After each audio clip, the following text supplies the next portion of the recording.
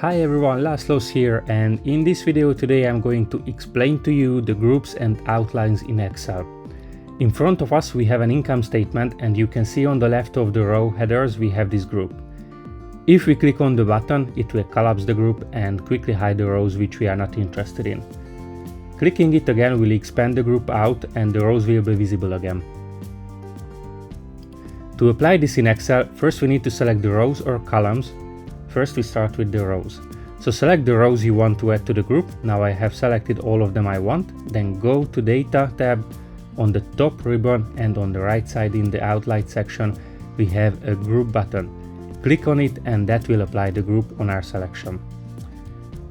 You can see it is applied on our selected rows. We can now collapse and expand the group.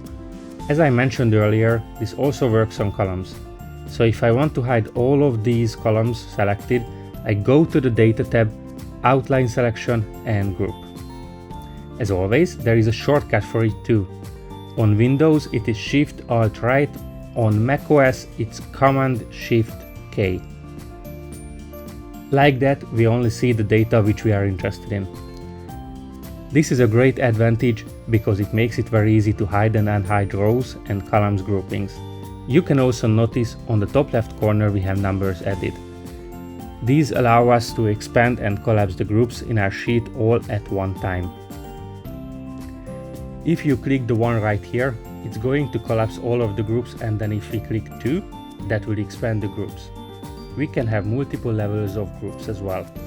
For example, if we wanted to have another group within this one, just for these rows, I will select these rows first, and again I'm going to use the Command-Shift-K shortcut, and that will create another group, the so-called subgroup right there.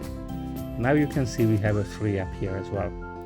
We can collapse all of our groups, then we can expand out with 2, and then again on 3 we can expand out the subgroups. Again, this makes it easy to navigate and see the rows and columns that you want to see. Then of course, to ungroup, remove the groups, it is the same process.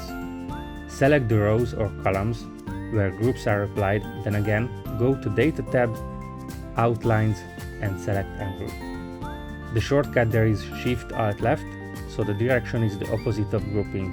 On Mac is Command-Shift-J. So just click on the Ungroup button and it will remove the group. Now Excel has a function called Auto Outline, which can help us with this. It makes the process so much easier if you have a formatted data, in this case a formatted income statement. First, let's clear all of the groups applied. Let's go to the Data tab, Outlines, and in the Ungroup button, select Clear Outline. That will remove all rows and columns groupings. That will get us back to square one. To apply Auto Outline, select a cell in our range, go to a Data tab, Outlines, and in the Group drop-down, select Auto Outline, and that will create the groupings for us. This grouping is created based on formulas, so what Excel has done is it's found all of the formulas in this sheet and created the groupings based on that.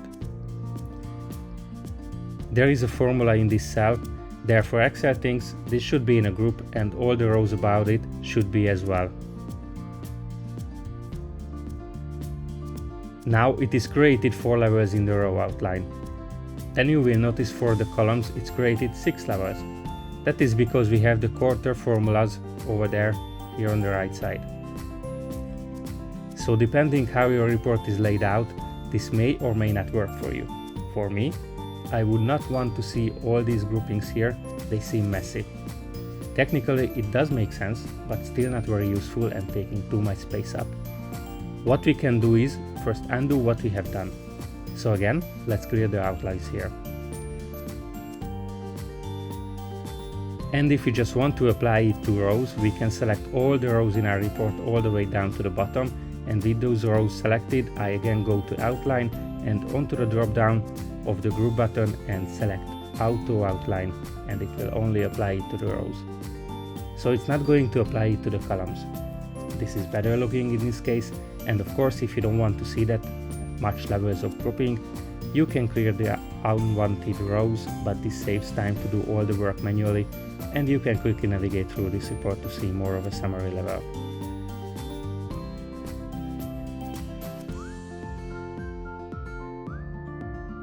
If you want to see more detail, you can click into each of these buttons.